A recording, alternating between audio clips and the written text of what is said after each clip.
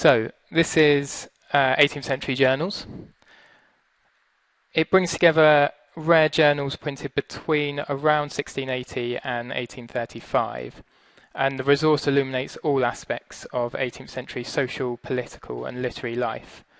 Topics covered are wide-ranging and include colonial life, provincial and rural affairs, the French and American revolutions, reviews of literature and fashion throughout Europe, political debates, and London coffee house gossip and discussion. Now, if you're new to an Adam Matthew resource, the main navigation bar at the top of the page is the best way to get around. As well as these main headings, we can go to this drop-down menu and you can access any page on the site from here. The introductory page is here, provides some context for the collection, information on where the documents were sourced from, the scope of the resource. And 18th century journals is made up of 5 modules, so access can be purchased separately to each module or to the collection as a whole. Each module has a slightly different focus, but the purpose of the whole collection is to make unique or rare printed periodicals available digitally. The selection of the material is aimed at covering the broad sweep of themes that 18th century journalism touched upon and giving a true representation of the range of material available. And one key concern when materials were selected for digitization was checking that they did not appear anywhere else online. So EBO, Echo, Burney, British periodicals, and many other similar resources were all checked to ensure there was no overlap. Several different libraries participated in this project. So Module 1 has materials from the Hope collection at the Bodleian Libraries in Oxford. Module 2 contains items from the Harry Ransom Humanities Research Centre at the University of Texas, Austin. Modules 3 and 4 were specifically designed to focus on printing outside of London, and they contain titles printed elsewhere in the British Isles and the British Empire. And then Module 5 was built around a full run of the Ladies magazine, together with complementary titles. Now, the heart of any collection that Adam Matthew do is the documents. You can browse to these via the documents header in the navigation menu. And on any document list or search results list in an Adam Matthew resource, you will find filter options which can be used to refine your search. So these are on the left-hand side of the document list here. And the filters can be hidden using this collapse button if you just want to look at the list. Now, the letters at the top of the list allow you to jump to a specific point in the alphabetical list. So we can click on one of those, and it will jump us to the end of L and to the beginning of M. And here we have all the titles beginning with M.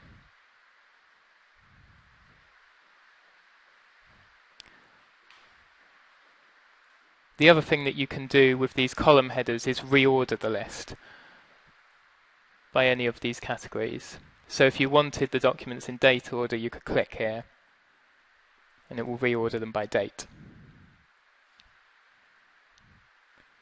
Now, in terms of exploring the material in the resource, it can actually be much easier to use the advanced search feature rather than browsing. So in the top right corner of 18th century journals, if I just get rid of this, top right corner you can find the advanced search button, and from here there's a series of drop down menus that allow you to search different fields. So keywords anywhere, that will search all of the metadata and the full text of all of the documents and thus return a lot of results, and these can be narrowed in a few different ways. So here on the right, we have drop-down menus that allow for Boolean searching. So the user can select and, or not from this box, then enter a second search term in the box beneath, and it will perform a Boolean search. So this means that it will return results that either have both the keywords, if you've selected and, that have one or the other of the keywords, if you've selected or the first keyword but not the second, if you've selected not. At the same time, these drop-downs on the left they allow the user to choose to search for a term in a restricted field. So if you just want to search the titles of journals, or you just want to search for editors, who it was printed by or for, where it was published, or the shelf mark, you can do that. So, for example, let's say you're interested in medical advertisements appearing in the press at this time. You could just do a really basic keyword search for tincture.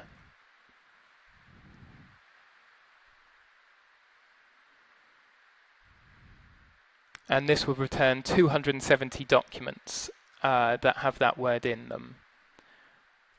So in order to narrow the search, what we can do is say, okay, what else are we interested in? Maybe you want to limit your search to a specific geographical area. So you can say you only want stuff published in Ireland.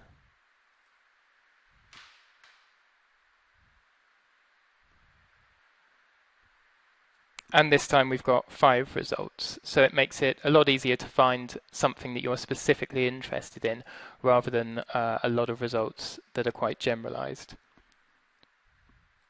Now, if we go into one of these documents, when you've run a search, the way they'll be displayed is with thumbnails across the top. You do have the option to view the metadata by expanding that, and any search terms will be highlighted in the metadata. This just gives you some more information about the document. And then underneath, what you'll find is a series of hits. So these are your search term as it appears in the full text of the document, and this is how it's been found. So to view the result in full, you click on the hit.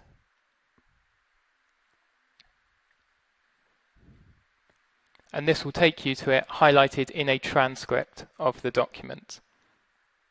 So almost all the documents in 18th century journals have had transcripts produced through double keying.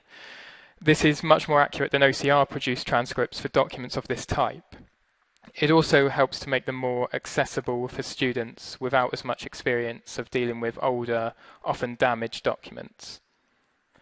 So having seen your result in the transcript, you can click Original Image, just up here. And this will allow you to see the document itself. And you can zoom in. And here's the advert for Patent Medicines, just arrived.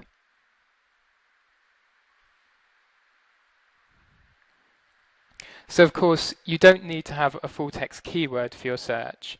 If you're interested in a specific title or place of publication or person, you can search for this alone. So say you were interested in Henry Fielding. You can put his name in, select editor, and do a search.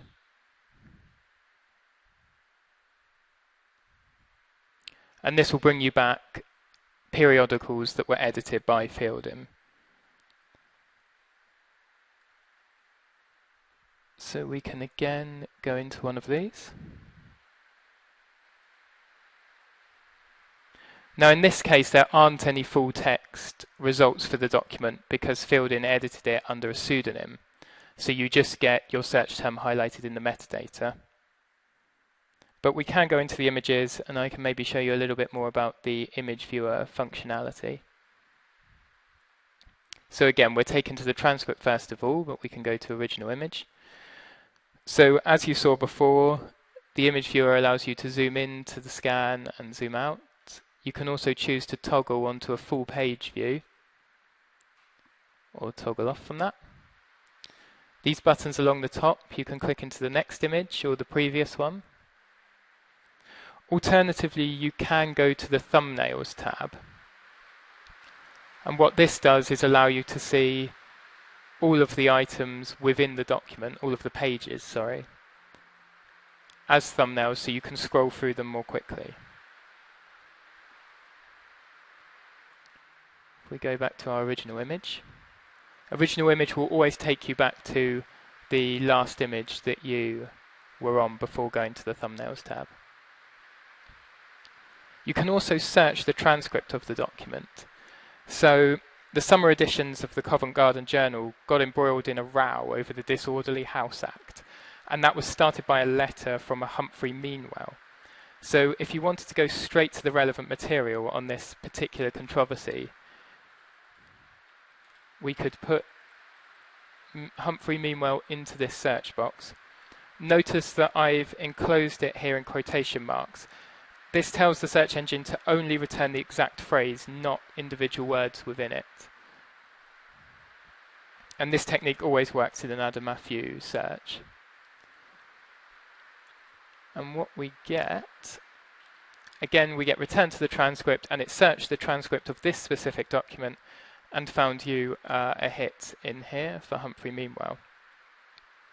And then, of course, you can toggle onto original image, and here is the letter that he sent, which Fielding actually commends. He says, I think it's worth looking at.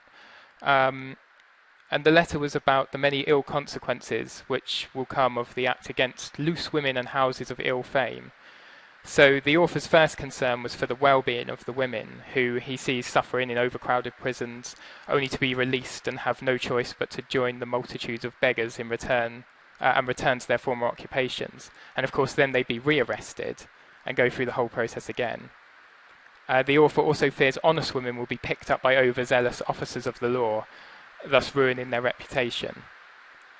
And he points out that other nations with equal morality to that of Britain afford sex workers a safe place from which to operate, and notes that not only the women, but also their, unfortunately, frequently unwanted children are much better for it.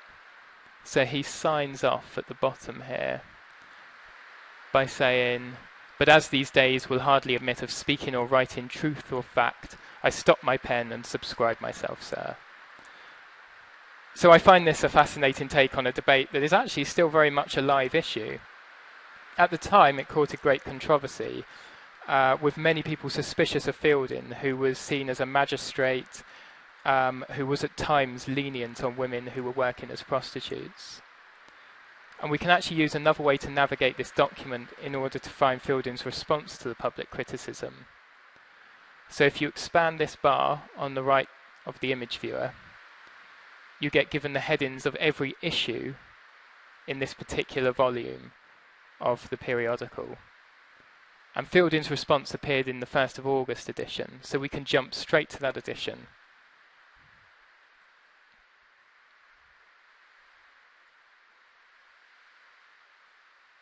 And it's the very first editorial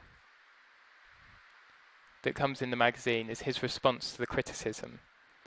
And it seems to have come after Fielding received a number of letters from men and women involved in sex work, congratulating him on being a champion of their cause. This clearly worried Fielding, who states that whilst he does not condone severe punishment of the unfortunate, he certainly does not approve of prostitution. So there we go, that's some of Henry Fielding's difficulties that he was having. If we return to the advanced search, there are a number of other tools that we can use to refine our searches. So if you're entering a term in the search box, adding an asterisk will act as a wildcard. So if you were to search fish with an asterisk at the end, it will return results for fish, fishes, fishing, fishermen, and therefore broadens the search. It does mean that you get a larger number of results. And in this situation, you might want to use the frequency chart rather than a list. So it's accessed from the results page. You just toggle on the tab from the list view. And what this graph does is track the number of documents appearing in red there over time that have your search term in them. And then the blue line tracks the total number of hits that you're getting over time. So every time that word appears in all of the documents put together. You can run your mouse over this chart and it will give you the full details of how many documents and how many hits. And if you click on a point, it will automatically refine your search so it only displays results from that date.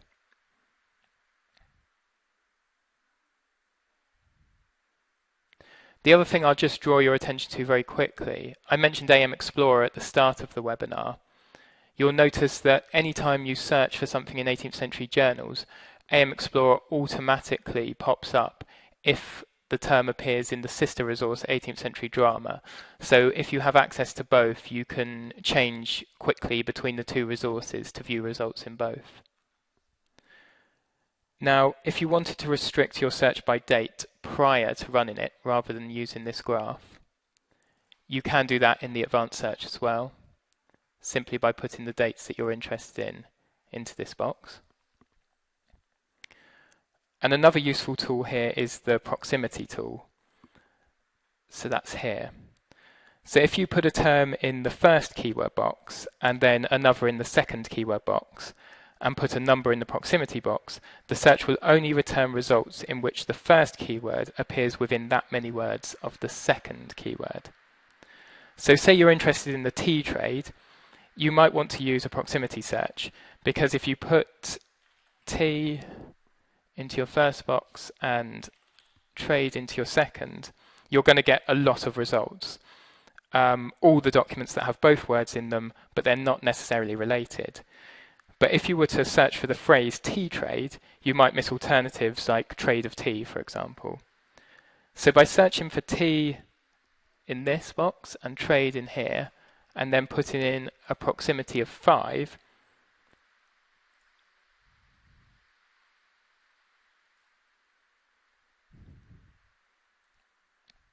what we actually do is limit our results to just 27 documents that contain both in close succession.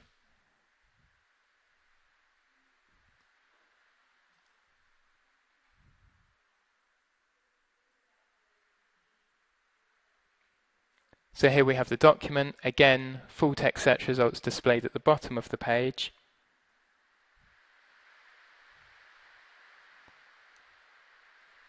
And if we click into the transcript,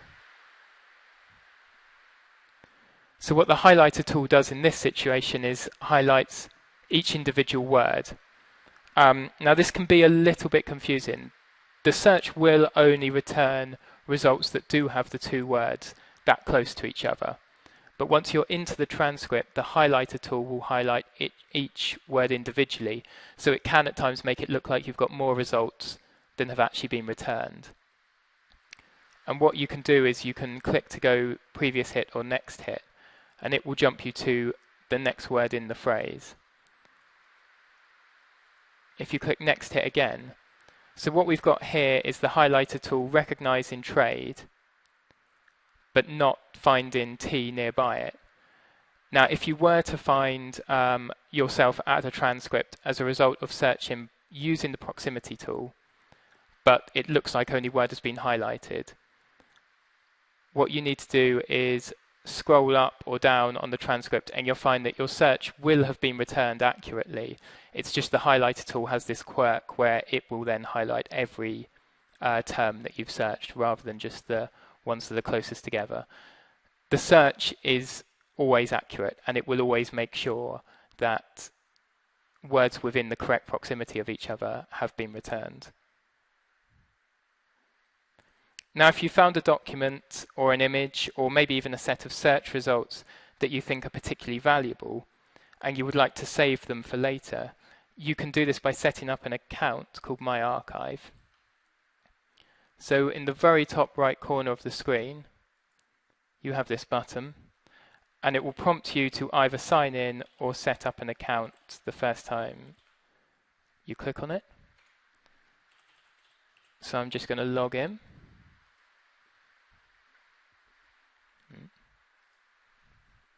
Helps if you get the email correct. Okay, so what we can then do is save items that we're interested in.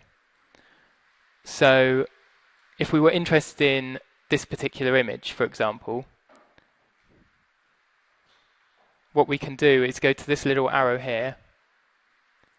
Now this gives you the option to download the image if you want it as a PDF, or to add the image to Lightbox. And that's what I'm going to do at the moment. If we go back to the document details,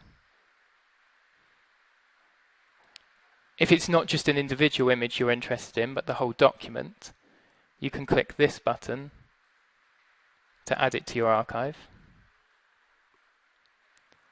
And let's say that you've done a search.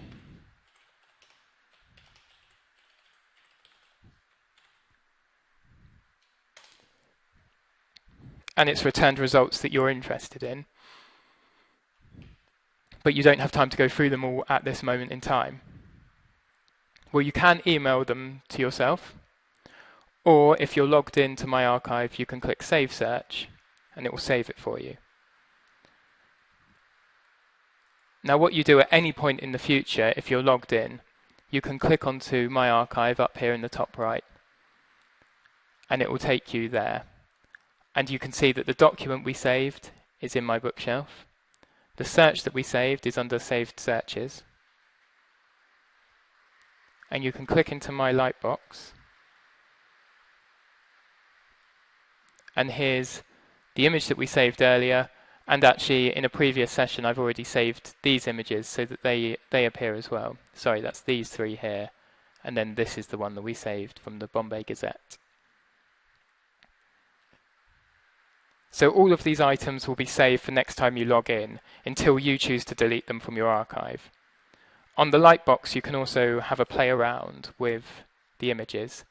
So if you have lots of images saved, you can create multiple Lightboxes here, and you can choose to save them to different ones in order to keep them organized and keep ones that fit together in the same place.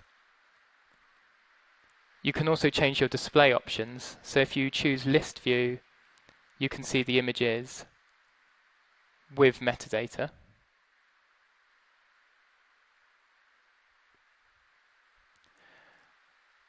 You can also save a selection of images as a PDF. So if you select some of them, so let's select these three and click Image Options. So here you can export the selection as a PDF. You can copy it into another Lightbox if you're organizing them, or you can run a slideshow of the selected images, and this will just play through the images that you've saved to your Lightbox. Or you can choose to pause it, move it on as you see fit.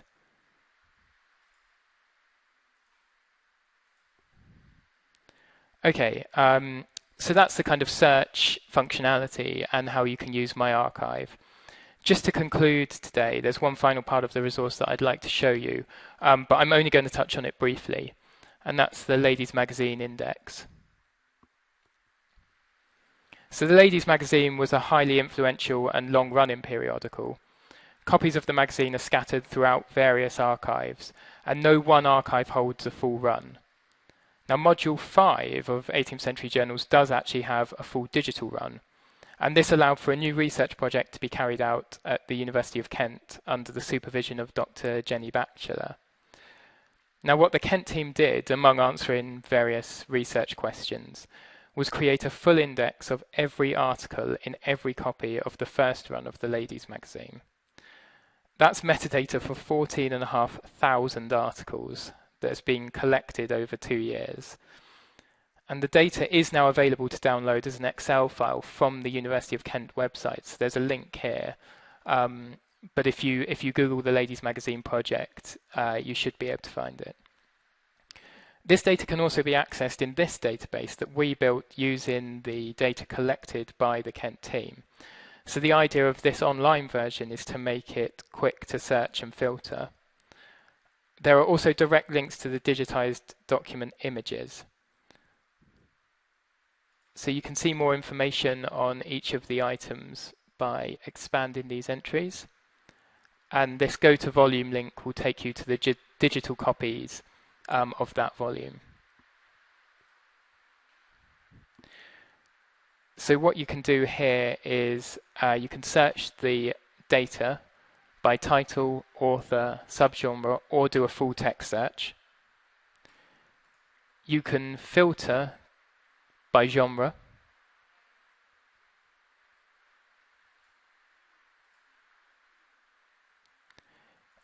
These highlighted terms will also filter.